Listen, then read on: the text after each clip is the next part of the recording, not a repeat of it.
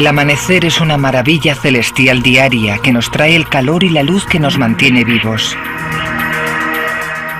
Nos solazamos bajo sus rayos y la mayoría de las veces lo damos por descontado. Creemos que siempre ha estado allí y siempre estará. Nuestra única precaución son las quemaduras, pero la verdad es muy distinta.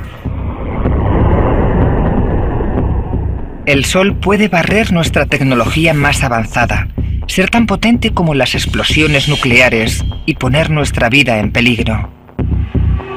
Y en el futuro, a medida que el Sol envejece, su gloriosa energía se convertirá en una pesadilla.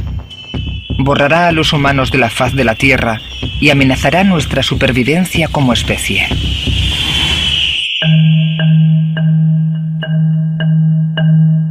Y lo que ocurrirá es algo que el astrónomo Don Brownlee conoce muy bien.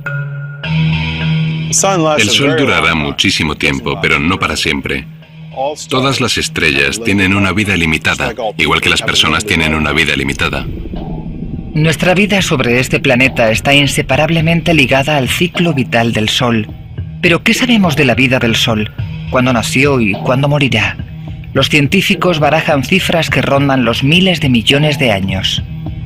Nadie ha visto una secuoya crecer 3.000 o 4.000 años y sin embargo sabemos que nacen de una semilla, que luego se hace grande y después gigante para acabar muriendo. Del mismo modo, los millones de estrellas que vemos en el cielo se encuentran en distintas fases evolutivas. El Sol es una estrella como las que pueblan el cielo nocturno. Así que la observación de otras estrellas revelan detalles asombrosos sobre la vida de nuestro astro. Esto es un vivero de estrellas alrededor del cinturón de Orión. Aquí se están formando estrellas jóvenes de menos de 1 millón de años, igual que hizo nuestro Sol hace miles de millones de años. Este disco solar representa la vida de nuestro Sol. Viajamos desde un pasado distante, con el nacimiento del Sol al alba a las 6 de la mañana, hasta su muerte a las 6 de la tarde. Ahora mismo son las 6 de la mañana y el Sol está naciendo.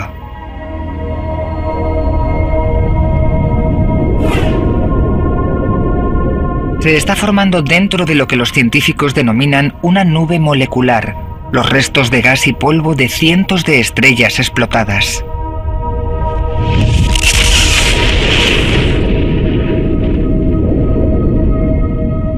Las nubes moleculares están hechas sobre todo de hidrógeno, el elemento más común en el universo. La gravedad junta los átomos y a lo largo de millones de años la nube se compacta. Gradualmente se va juntando más materia en su núcleo.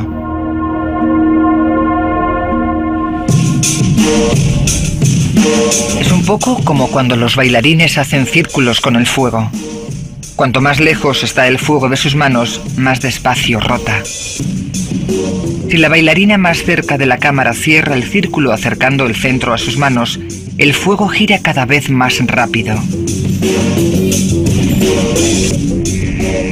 Lo mismo ocurre en las nubes moleculares. Las moléculas giran más deprisa en el centro, que cada vez se hace más denso hasta que los átomos del centro están tan condensados que se calientan.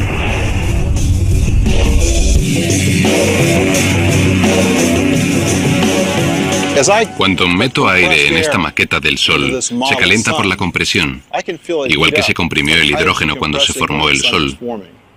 Así fue como se calentó el Sol y generó el fuego que calienta la Tierra desde hace miles de millones de años.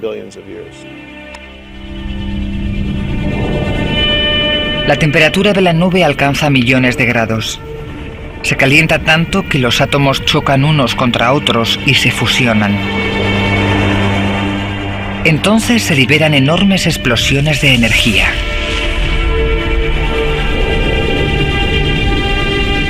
La fuerza de las explosiones tira hacia afuera contra la fuerza de la gravedad. A lo largo de toda su vida, el Sol libra una batalla interminable entre ambas fuerzas. Pero llega un momento en que se estanca y alcanza el equilibrio. Entonces nace el Sol.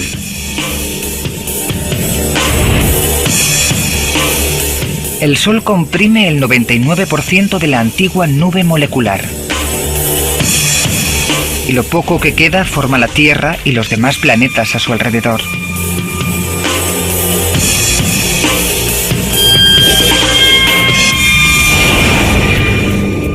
Los científicos suelen estar de acuerdo sobre esta teoría sobre el nacimiento del Sol, pero las teorías solo son teorías. El Sol está a casi 149 millones de kilómetros, lo cual hace muy difícil obtener pruebas físicas, al menos hasta ahora. 3, 2, 1, 0. Ignición y despegue de la nave espacial de la NASA Genesis, con la misión de recoger un trozo del Sol. Agosto de 2001. La NASA lanza su misión al Sol más ambiciosa hasta el momento, Genesis. En el Centro Espacial Johnson de Houston, traer un trozo de Sol a la Tierra ha sido el sueño durante 10 años de Eileen Stansberry. La composición química del Sol es como una huella dactilar de la nebulosa solar original.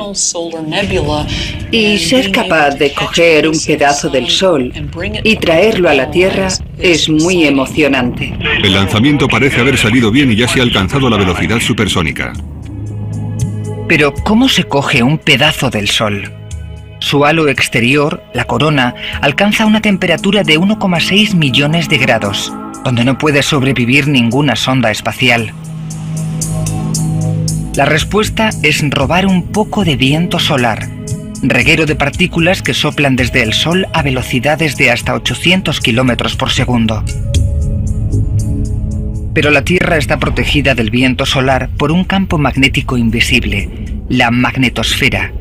Así que hasta ahora no hemos podido echarle el guante encima.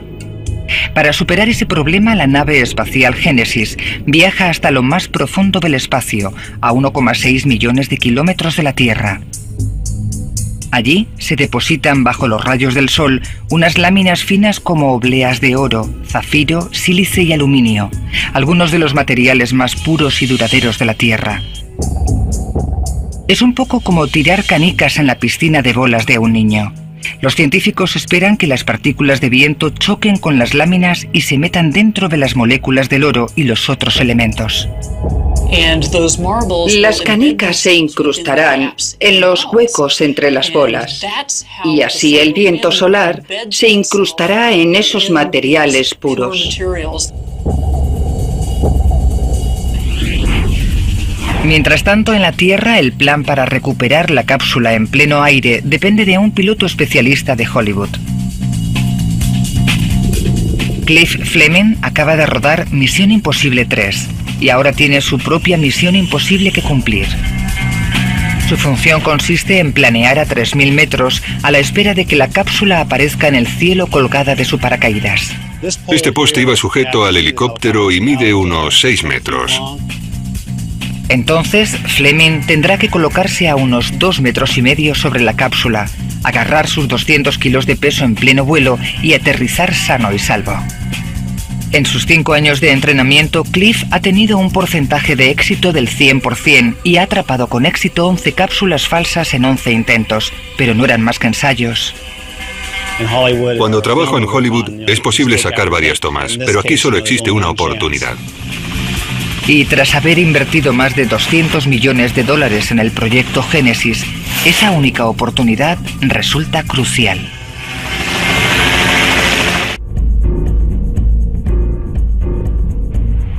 La cápsula vuelve a entrar en la atmósfera terrestre y, como estaba planeado, se dirige hacia el desierto de Utah, donde Cliff Fleming la espera para cogerla. Me sentía como si estuviera en un campo de béisbol esperando recoger la pelota. Y todo marchaba según lo planeado. La cápsula se hace visible desde la sala de control justo a tiempo. Pero algo no marcha bien. Se supone que no tenía que girar. Supimos que algo marchaba mal. El paracaídas tenía que haber frenado a la cápsula, pero no se ha abierto. La cápsula gira de forma descontrolada y es imposible que Cliff Fleming pueda atraparla.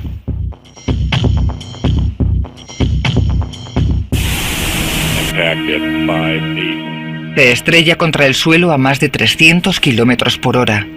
Revienta y las valiosas obleas se rompen en miles de pedazos. Para los miembros de la misión Génesis es un desastre en potencia.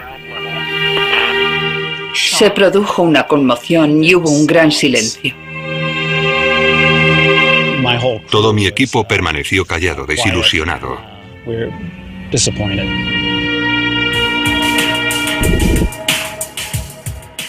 De vuelta en la NASA se enfrentan a la labor ímproba de rescatar los restos útiles de la misión.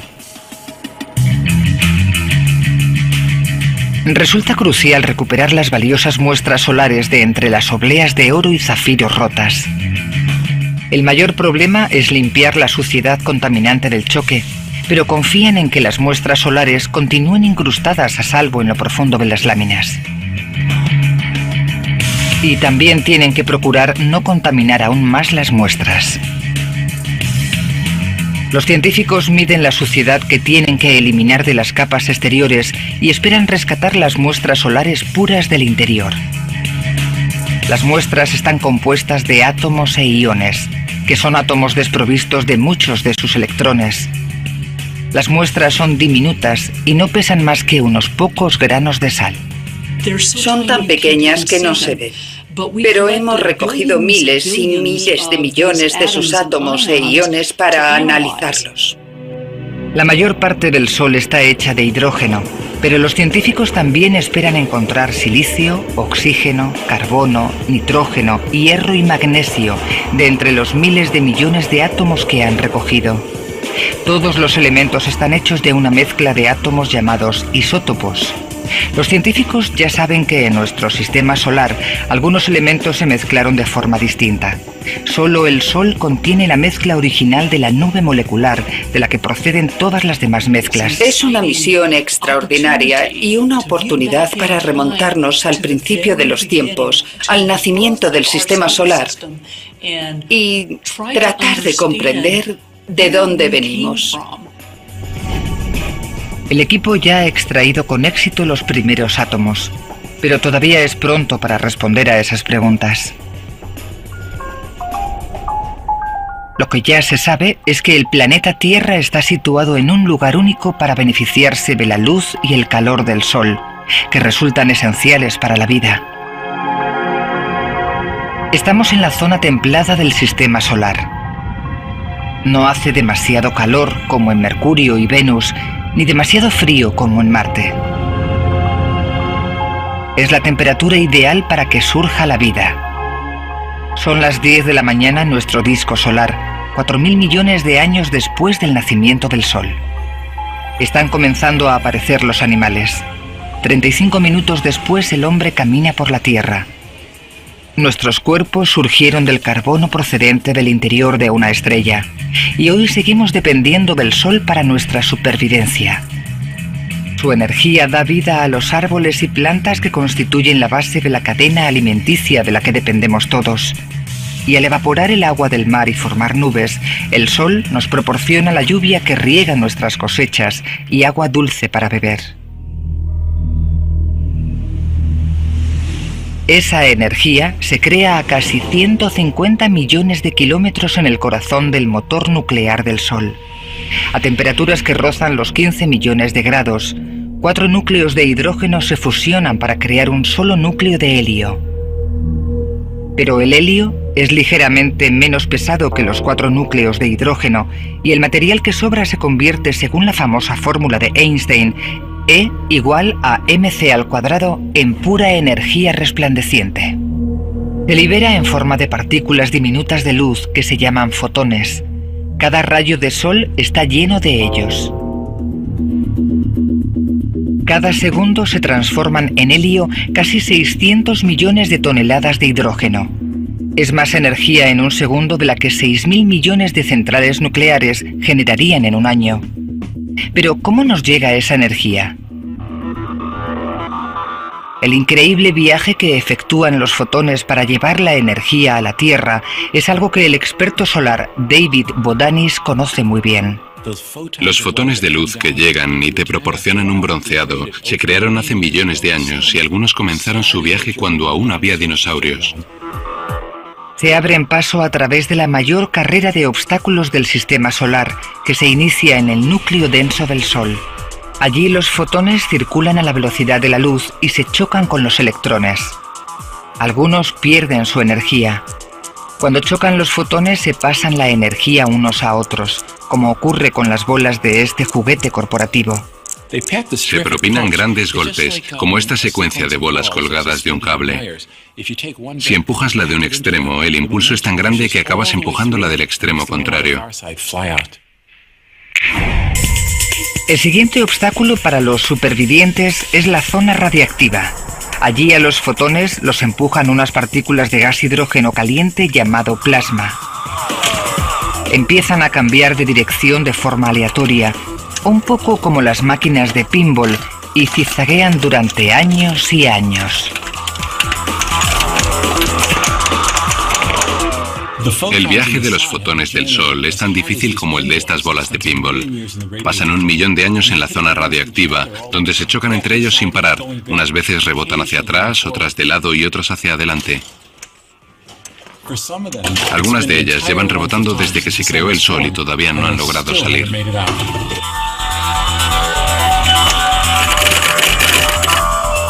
Solo los afortunados logran salir y llegar a la capa de convección, donde les aguarda un poco de descanso. En 3 meses son absorbidos por los ríos de gas caliente y arrastrados por la corriente a la superficie del Sol, la fotosfera. Aquí, los átomos calientes entran en la fase de sprint de la carrera. Se enfrían y liberan una vez más su energía de fotones. Luego saltan al espacio y completan a la velocidad de la luz el viaje de casi 150 millones de kilómetros hasta la Tierra en solo 8 minutos. Por fin han llegado.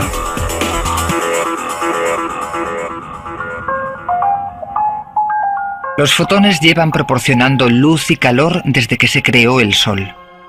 A las 10 de la mañana las condiciones que han ayudado a crear dan origen a la primera vida animal de la Tierra. Pero, ¿en qué fase del ciclo vital solar nos encontramos ahora? ¿Y cuántos años tiene el Sol? Los científicos saben su edad gracias a un hecho notable. El Sol canta. En realidad no toca una melodía, pero los científicos han descubierto que los enormes cambios de presión de lo profundo del Sol causan vibraciones que resuenan hasta la superficie y rebotan dentro del Sol como ondas de sonido o las ondas sísmicas de la Tierra.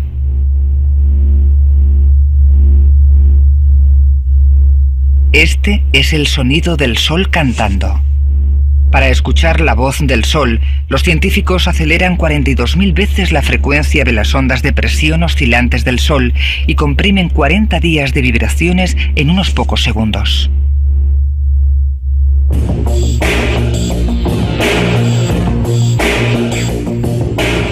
El cálculo de la edad del Sol a través de su canto se efectuó en el observatorio de Big Bear, en California, por el astrofísico Phil Goody.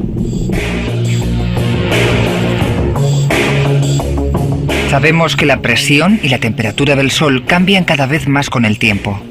Phil Goody y su equipo han calculado que esos cambios ocasionan que el Sol cante una canción distinta. Es como un tambor. Pongo los dedos encima, incremento la presión y obtengo una frecuencia más alta. Cuando quito los dedos, baja la frecuencia. Al Sol le pasa como al tambor, que se reblandece cuando envejece. Igual que el tambor, cuando el Sol envejece, los cambios de densidad, presión y temperatura hacen que cante de forma distinta. Pero a diferencia del tambor, que pierde presión cuanto más viejo es, la presión del Sol aumenta y canta en un tono más alto. Los científicos han calculado el tono en el que debería cantar el Sol en cada fase de su vida. Y han analizado cómo canta hoy en día para averiguar su edad actual. Hemos podido calcular con precisión la edad del Sol, que es de 4.600 millones de años.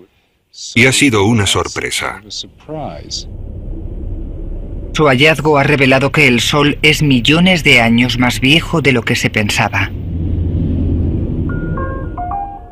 En nuestro disco solar, en el que las 6 de la mañana marcan el nacimiento del Sol y las 6 de la tarde su muerte, ahora nos encontramos a las 10:36 horas. Los humanos llevan existiendo menos de un segundo y estamos cosechando todos los beneficios del calor del Sol. Pero no siempre será así.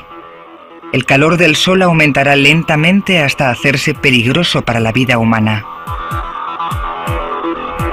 Incluso hoy, durante la edad dorada del Sol, ya produce muchos peligros que solo estamos empezando a comprender. Mediante las últimas técnicas de imagen ópticas, los científicos están viendo lo que ocurre en la superficie del Sol. Están aprendiendo acerca de las manchas solares, las tormentas solares y los huracanes que desatan en el espacio. El Sol no está vivo, pero a veces lo parece. Es como si estuviese enfadado. El Sol desprende miles de millones de toneladas de partículas altamente energéticas que provocan potentes tormentas que recorren todo el sistema solar.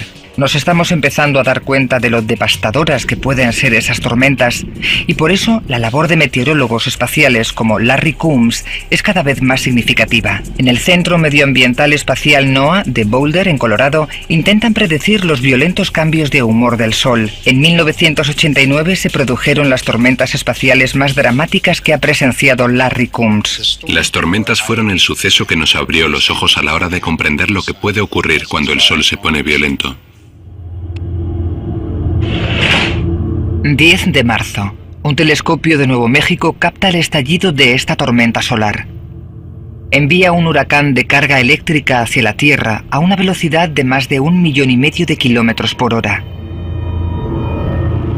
3 días después provoca una violenta tormenta electromagnética sobre el hemisferio norte. A las 2:44 se siente toda su fuerza en Quebec, Canadá. Más de 1 millón de amperios de corriente eléctrica sobrecargan la red eléctrica.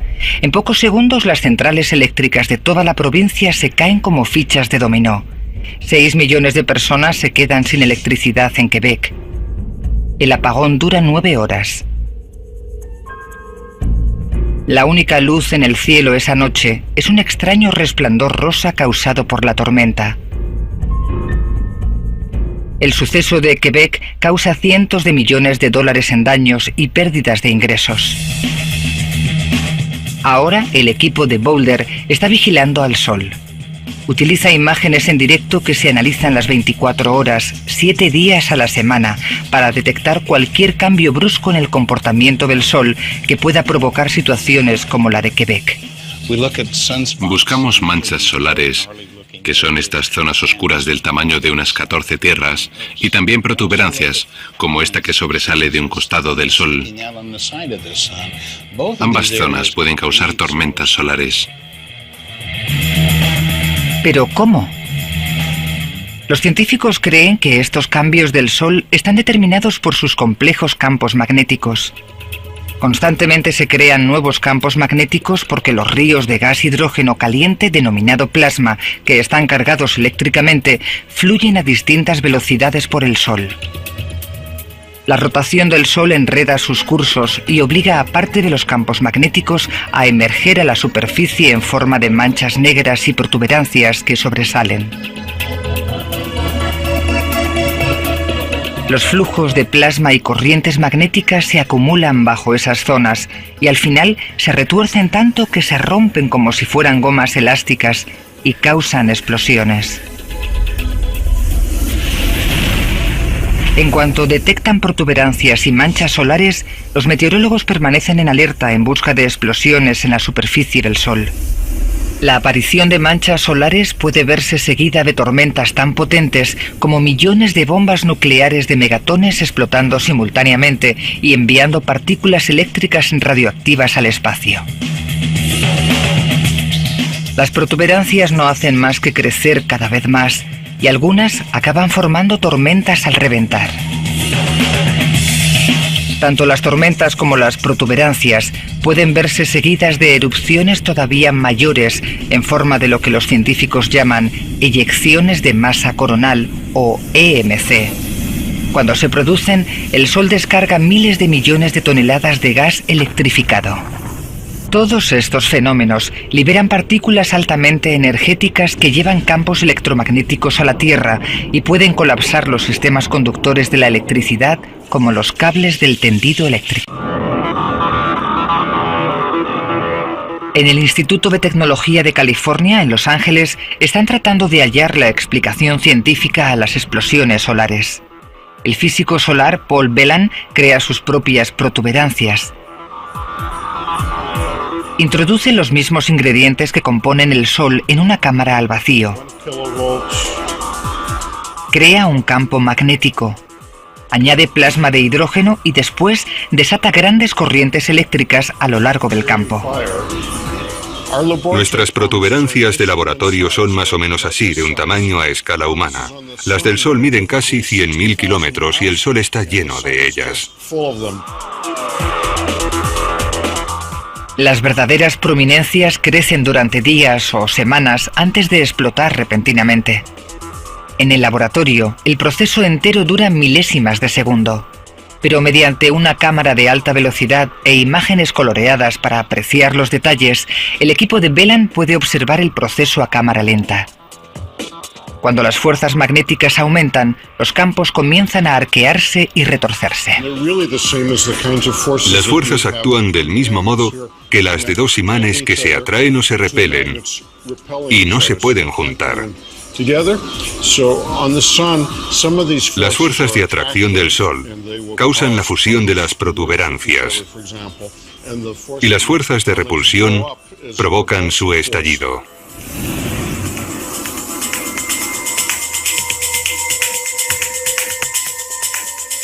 Normalmente los vientos solares sacan del Sol 1 millón de toneladas de partículas de gas electrificadas por segundo. Pero cuando se producen explosiones, se forman nubes de tormenta adicionales que resultan más peligrosas. El campo magnético de la Tierra, la magnetosfera que nos protege del viento solar, se ve abrumado. Normalmente desvía las partículas hacia su punto más débil, los polos. Allí reaccionan con el oxígeno y el nitrógeno de la atmósfera y crea rayos de colores, un fenómeno conocido como aurora boreal o austral. Pero cuando esas luces aparecen en zonas alejadas de los polos, como Quebec, constituyen la señal de que una intensa tormenta solar está penetrando en la magnetosfera.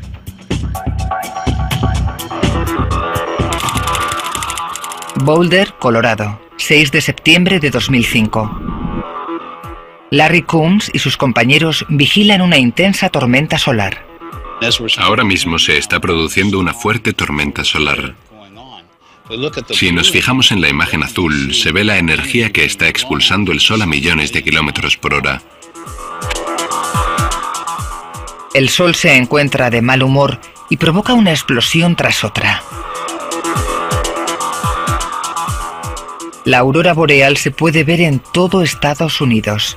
Esta vez la tormenta no afecta al sistema eléctrico, sino a las comunicaciones. Se están produciendo apagones de radio en las comunicaciones de alta frecuencia, con las aeronaves, y también hay problemas con el teléfono vía satélite. En el mapa se nota que la actividad afecta al Atlántico y al Pacífico, y las comunicaciones están bloqueadas en ambos sentidos. Todo el mundo quiere estar informado y la situación es de alerta permanente, sobre todo para las líneas aéreas que vuelan cerca de los polos, cuya única vía de comunicación es la radio de alta frecuencia. Las tormentas solares pueden bloquear la radio de alta frecuencia, cegar al piloto y poner en peligro la vida de los pasajeros. Si se advierte a las líneas aéreas, pueden usar rutas alternativas o no despegar. Aunque no solo las líneas aéreas temen los apagones de radio, también otros sistemas de comunicación pueden venirse abajo. Los satélites espaciales pueden sufrir daños y perder la señal. Imagínense que no hay televisión y que los teléfonos móviles dejan de funcionar. Pero las tormentas no solo causan apagones de radio y daños eléctricos. También pueden incrementar el riesgo de radiación. La radiación de las tormentas solares es potencialmente peligrosa para los pasajeros del avión, pero constituye un peligro muy superior para los astronautas en el espacio.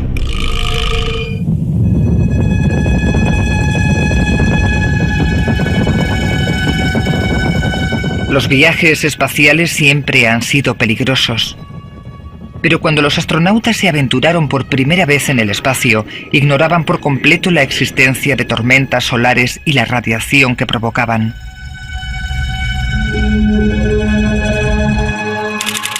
El 7 de agosto de 1972, el observatorio de Big Bear observó esta tormenta solar desconociendo su nivel de peligro.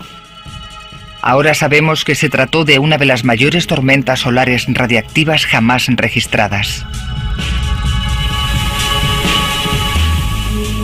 En la NASA fue un acontecimiento legendario porque afortunadamente tuvo lugar entre las misiones a la Luna del Apolo 16 en abril y del Apolo 17 8 meses más tarde.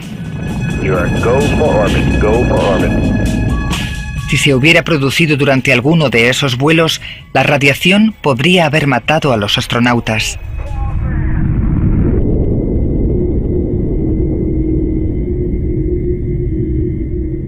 Los científicos saben que las intensas tormentas solares pueden ser tan peligrosas para los astronautas como las radiaciones gamma de las explosiones nucleares. Las tormentas solares liberan una cascada de partículas altamente energéticas llamadas protones.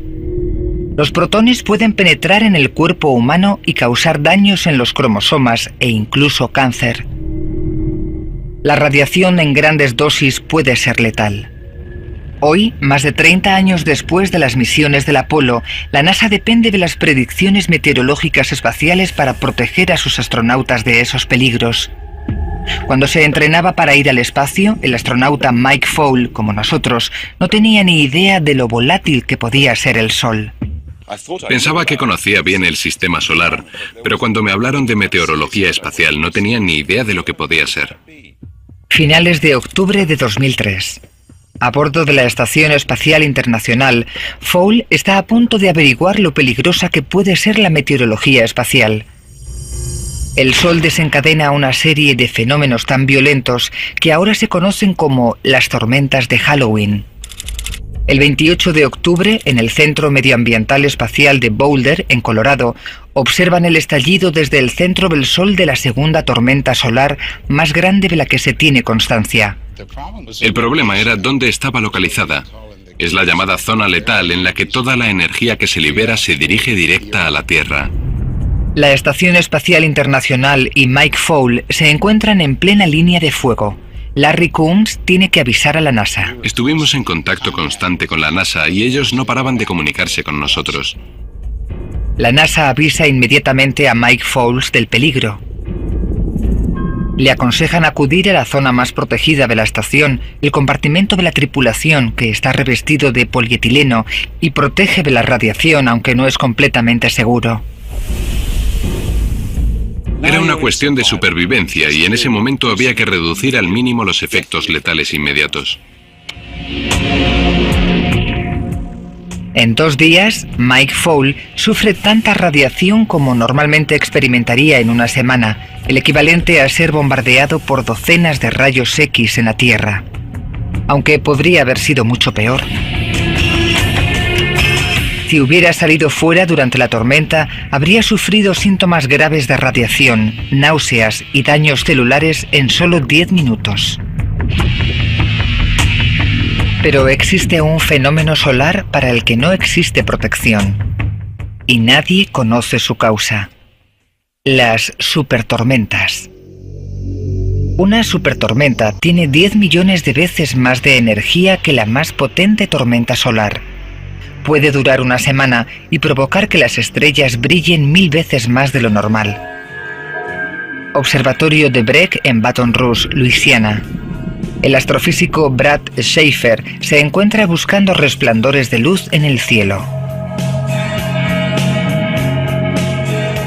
Ha encontrado pruebas de 9 estrellas que han causado supertormentas, y al menos 2 son del mismo tamaño que nuestro Sol. Esta noche está observando Omicron Philae, una estrella que es un 7% más grande que nuestro Sol. La estrella ha estado brillando un 10% más de lo normal durante un periodo de 4 días. La potencia total de la tormenta ha sido 1 millón de veces mayor que la tormenta más grande registrada en nuestro Sol. ¿Y si en nuestro Sol se produjera una supertormenta? ¿Qué pasaría con la vida en la Tierra? Schaefer cree que todo lo que hay en el espacio quedaría arrasado. En la Tierra, todas las líneas eléctricas se bloquearían. El calor en sí no sería peligroso, se limitaría a poco más que transformar un día de invierno en otro de verano, y contemplaríamos auroras en todo el mundo. Pero por bonito que parezca, Schaefer teme que el nivel de radiación de la supertormenta fuese letal.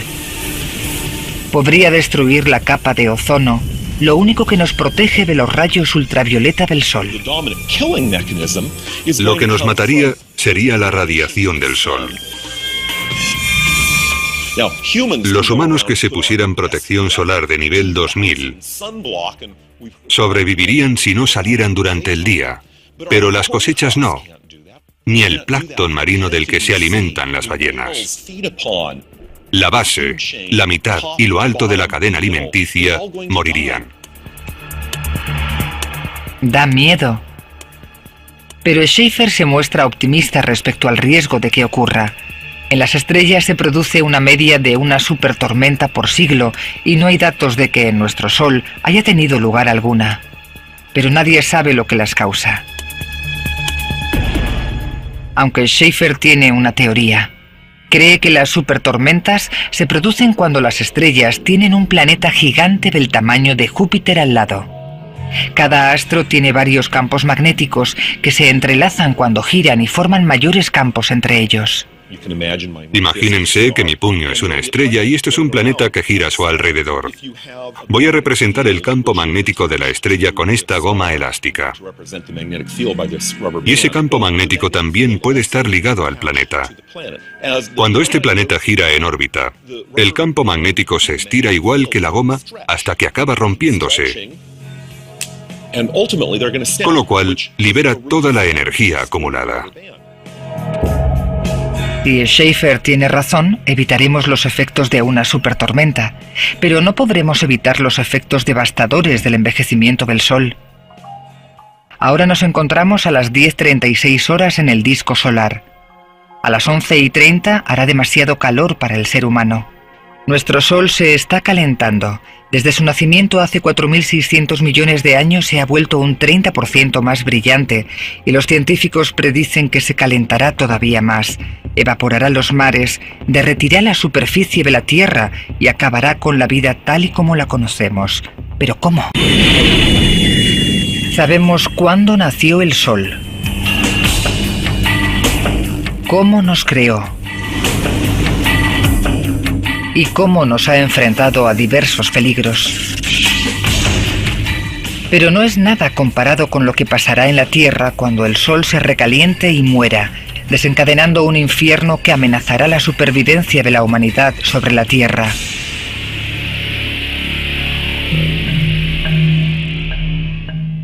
El Valle de la Muerte, en California, es uno de los lugares más cálidos del planeta.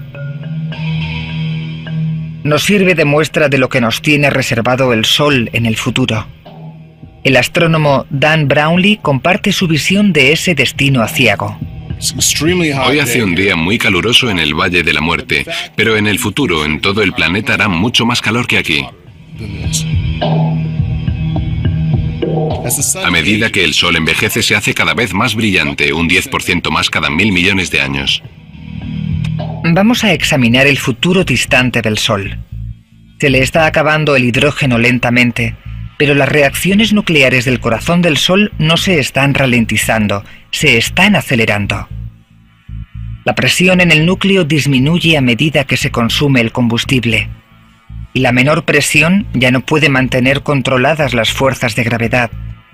La gravedad comprime el núcleo, con lo que el hidrógeno se calienta todavía más y se consume más rápido. Esto aumenta la presión que sale del núcleo. Las dos fuerzas se reequilibran, pero el ciclo continúa y cada vez se consume más combustible, a la vez que el Sol se calienta más. Al final, el Sol se calentará tanto que derretirá la superficie de nuestro planeta, aunque parezca increíble. En el disco solar que cubre desde el nacimiento hasta la muerte del Sol de 6 de la mañana a 6 de la tarde, ahora nos encontramos a las 10:36 horas. En este momento la Tierra se halla colocada de forma ideal en el sistema solar. No hace demasiado frío ni demasiado calor, pero cuando el Sol se caliente, la zona de peligro se ampliará hacia afuera hasta abrasar la Tierra. Y desatará una cadena de sucesos que parece sacada de una película de catástrofes. Perderemos las selvas, los bosques y las tierras cultivables. El desierto crecerá y convertirá el planeta en una serie de dunas de arena gigantes. Los animales serán los primeros en sufrir el calor, porque no se pueden proteger como los humanos. Y las cosas irán de mal en peor, mucho peor. El incremento de la temperatura acelerará la destrucción de la atmósfera del dióxido de carbono que las plantas necesitan para sobrevivir. Las plantas desaparecerán del planeta, así como cuanto se alimenta de ellas. El calor que nos dio la vida será tan fuerte que matará la rica diversidad de la Tierra.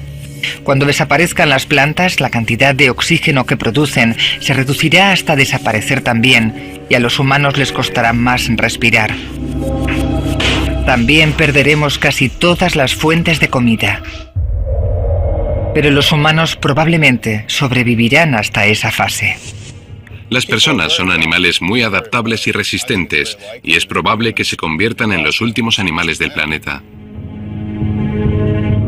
Los científicos no se ponen de acuerdo en la fecha exacta en la que desaparecerá la raza humana.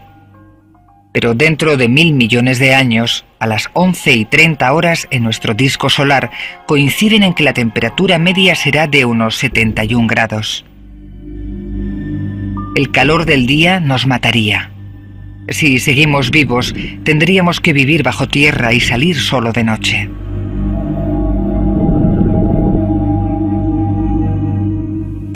El hombre tiene dos opciones: construir entornos artificiales cada vez más sofisticados o marcharnos a otra parte. Existe la creencia común de que tendremos que irnos a vivir a las afueras del sistema solar. Si queremos sobrevivir como especie, tendremos que encontrar otro hogar, sobre todo cuando el agua de la Tierra empiece a desaparecer. Cuando el Sol se caliente, la Tierra también se calentará y cada vez se evaporará más agua hasta que desaparezcan los mares. Y ese desastre hará imposible la vida humana sobre la Tierra.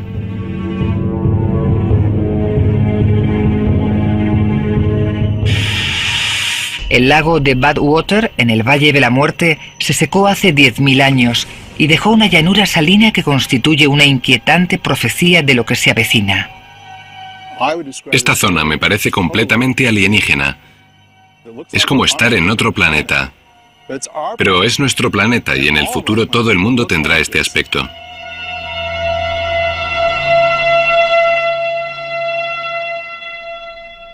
Y desde el espacio también parecerá alienígena.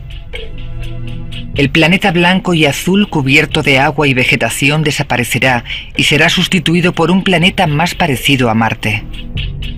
Entonces hará tiempo que tendremos que habernos mudado a otro sitio para ser meros espectadores de lo que hará el Sol a continuación. El Sol se hinchará y cambiará de color del amarillo al rojo. Se convertirá en lo que los astrónomos llaman un gigante rojo, una estrella vieja entrando en la última fase de su vida. Llenará por completo el cielo diurno. La atmósfera habrá desaparecido y será como mirar al espacio. Estamos dentro de 6.500 millones de años.